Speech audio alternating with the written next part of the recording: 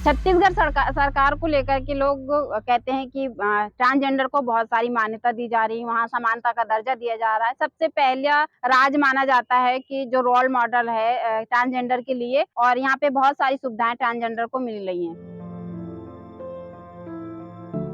अभी जो बात चल रही है ना कि छत्तीसगढ़ सरकार ने बहुत सारा प्राथमिकता दी है बहुत, और एक रोल मॉडल माना जा रहा है छत्तीसगढ़ सरकार को एक मिली है। प्राथमिकता तो मिल रही है, लेकिन ये ऐसा है कि कुछ ट्रांसजेंडर सामने नहीं आते हैं और हम भी सामने नहीं आते। कुछ लोग मतलब जानकारी भी नहीं मिलता मैम, कभी-कभी तो हमको कोई हमें जानकारी दे तो हम सामने आएँ, हम भी उस चीज़ को जानें उस पे। से तो राजनांदगांव जिले से 2 ही ट्रांसजेंडर जो पुलिस में लगे हैं, बाकी यहाँ हम लोग को अभी उतना वो नहीं मिला है। रायपुर, दुर्ग, भिलाई वालों को ट्रांसजेंडर लोग को सारा लाभ मिला है, लेकिन यहाँ से राजनांदगांव जिले वाले लोग को तो अभी तक उतना लाभ नहीं मिला है जितना मिलना चाहिए। किन्नर समुदाय के लोग हैं जो सरकारी जॉब में हैं या फिर अलग कहीं उनको प्राथमिकता मिली कि कहीं अच्छे मंच पे हैं।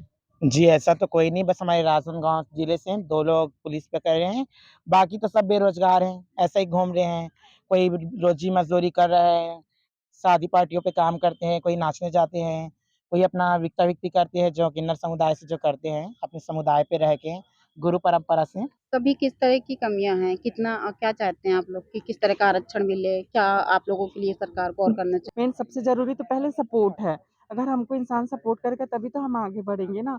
मतलब हम जिधर जा रहे हैं उधर जा रहे हैं, बस इधर-उधर से हमारा कुछ काम नहीं हो रहा है। रॉन्ग चीज़ें ही बोले जा रही है या फिर हम लोग को डेट आगे दे रहे हैं कुछ चीज़ों के लिए, ऐसा ही हो रहा है। बाकी ऐसा तो कुछ नहीं है अभी तक की। कैसे स्कूल में समानता आपको मिली? समानता तो ठीक ही थी, बट बस यही था कि लोग अपने छात पे बस ज़्यादा बैठने-उठने नहीं देते थे। वहाँ पे आपको दिक्कतें आती हैं? जी, एक्चुअल में हम लोग के राजनांदगाँव जिला में तो ट्रांसजेंडर वॉशरूम मेन वो है, वॉशरूम तो है नहीं। प्लस हम लोग को ट्रांसजेंडर को राजनांदगाँव ज़िले में राजनांदगाँव ही में मतलब एक ट्रांसजेंडर भवन भी नहीं है, जहाँ मेरे ट्रांसजेंडर बहन लोग जो है जो अम्बागढ़ चौकी 50-50, 70-70 किलोमीटर से आते, वो रात में कोई किसी के लॉज या वहाँ तो जा नहीं सकता है क्योंकि लॉज में भी जाना एक तो इश्यू लगता है ट्रांसजेंडर लोगों को। प्लस अगर वो इतनी दूर से आ रहे हैं तो एक भवन तो होना चाहिए ना, वो भवन के लिए भी हम लोग बोले गए हैं जाके समाज कल्याण विभाग में, वो भवन भी हमको नहीं मिला है। तो मेन वही है, रात में हम कभी स्टेशन में सोना का पड़ रहा है, कभी बस स्टैंड में सोना पड़ रहा है, और ट्रांसजेंडर लोग को तो ऐसे खुली सोसाइटी में सोना बहुत ही ज़्यादा रिस्की है। देखो, आज भी ऐसा है कि कई लोगों के पास मकान नहीं है, घर नहीं है, कुछ लोग किराए पे रहते, किराए पे रहने से फिर किराएदार मकान मालिक किराए से मकान नहीं देता हम लोगों को। कुछ लोग दुर्व्यवहार करते हैं हम उनके साथ कि नहीं यार ये किन्नर है तो इनको हम किराए पे घर नहीं देंगे, और अगर हमको किराए दे भी रहे हैं, तो हमसे वो रेंट दुगना लेते हैं। जैसे कि 4,000 रुपए रेंट है, तो 4,000 से हमसे 8,000 लिया जा रहा है। देते हैं, नहीं देते तो नहीं देते हैं। अगर हम नगर निगम जाते हैं तो वहाँ पे भी हमको घर मकान का सुविधा दिया नहीं जाता। जब भी वहाँ जाकर बात रखो सामने तो बोलते हैं नहीं यार ये तो बुक हो चुका है, वो बुक हो चुका है, ये बुक हो चुका है मकान, तो हम फिर अपना वही मुँह लेकर वापस आ जाते हैं।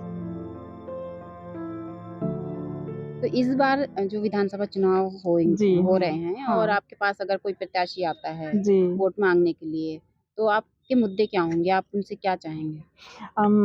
अभी जो विधानसभा चुनाव होगा तो जो भी अगर सामने प्रत्याशी जो भी खड़ा है, मेरे से उनसे यही उम्मीद है कि हम लोग को ट्रांसजेंडर लोग को पहले हमारी सुविधाएँ से जोड़े और आधा-अधूरा जोड़े, वो पूरा जोड़े।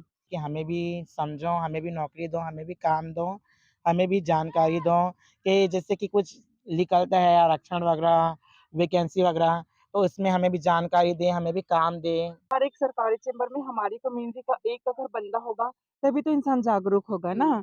तब जो देखने का नज़रिया है नॉर्मल पर्सन को, ट्रांसजेंडर लोग को देखने का नज़रिया है, जब तक एक ट्रांसजेंडर वहाँ नहीं बैठेंगे, तब तक सामने वाला जागरूक नहीं होगा। जो हमारे प्रति घृणा की भावना है, वो हटेगी ही नहीं, जब तक हम जगह-जगह पे बैठेंगे नहीं। मतलब सरकारी जगह पे एक तो जॉब होना चाहिए ना। कितने दिन हम लोग ताली बजा के भीख माँगेंगे बताइए? अभी भीख माँगने वाला सिचुएशन नहीं, और हम खुद भी नहीं चाहते कि हम ताली बजा के भीख माँगे। हमें लगता है कि जैसे सभी को समानता मिलता है, जैसे दूसरे लोगों को, तो वैसे ही ट्रांसजेंडर को भी मिलना चाहिए कि कुछ तो ऐसे करे कि हम अपने पैर में खड़े हो जाए। और मुद्दे तो हमारे ये हैं कि हमें भी आगे लाए, हमारा भी वोटर आईडी कार्ड दे, हमें भी पहचान पत्र दे और हमें भी मतलब एक लाइन दें चुनाव पे कि भई हमको भी सामने लाए। ओपीटी के सामने हमारा भी मतलब लाइन पे लगाए रहों, कुछ लोग जाते तो वहाँ हँसी का पात्र बनाते, तो एक हमारा भी ओपीडी के लिए अलग से काउंटर बनाया जाए। सरकारी नहीं, कम से कम सरकारी चैम्बर में जो सुविधा में रखते हैं, डेली वेजेस में रखते हैं, कम से कम उसमें तो रखे भई। बस यही उम्मीद है उनसे भी, आने वाली सरकार से हमें। तो हम सरकार से ये चाहते हैं कि सरकार हमारा थोड़ा सपोर्ट करे और हमें कुछ दे कि हम अपने पैर में खड़े होके कुछ कर सकें। खबर लहरिया, आपकी खबर आपकी भाषा।